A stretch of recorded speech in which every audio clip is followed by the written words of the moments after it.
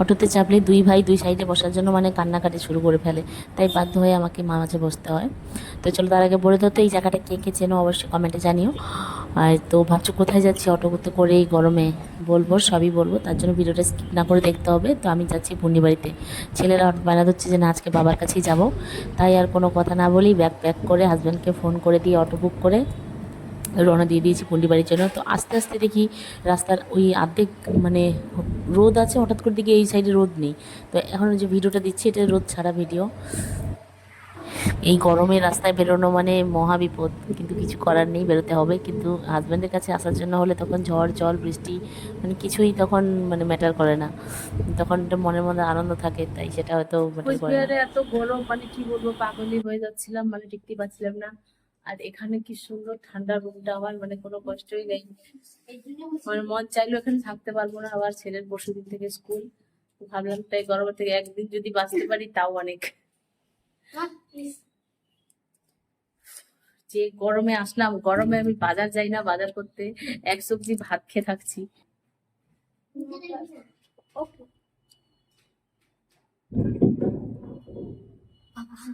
সেখানে এত দূর গরমে চলে আসলাম, মানে গরমে ঠান্ডা জল খেয়ে গলার অবস্থা খারাপ হয়ে গেছে আমার।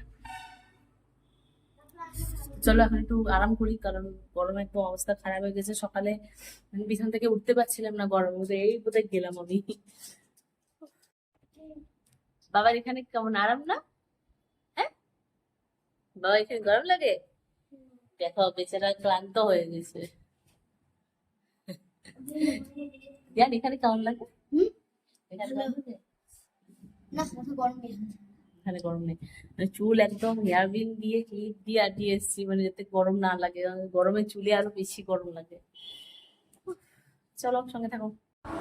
তো আমাদের জন্য হাজব্যান্ড ডাব নিয়ে এসছে, এদিকে আঙুর ছিল, আঙুর বলে ঘরে থাকতে থাকতে ওর শুকিয়ে গেছিলো, তো বেচারা সব ধুয়ে টুয়ে রেডি করে দিয়েছে। আমি গরম থেকে আসার পরে আর মানে কি বলবো মানে ক্লান্তই হয়ে গেছি।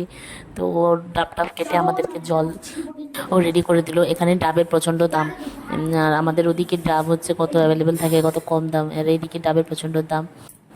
মাঝে মধ্যে কেউ কিছু রেডি করে দিলে তখন খুবই ভালো লাগে খেতে, শুয়ে শুয়ে খেতে ভালোই লাগে।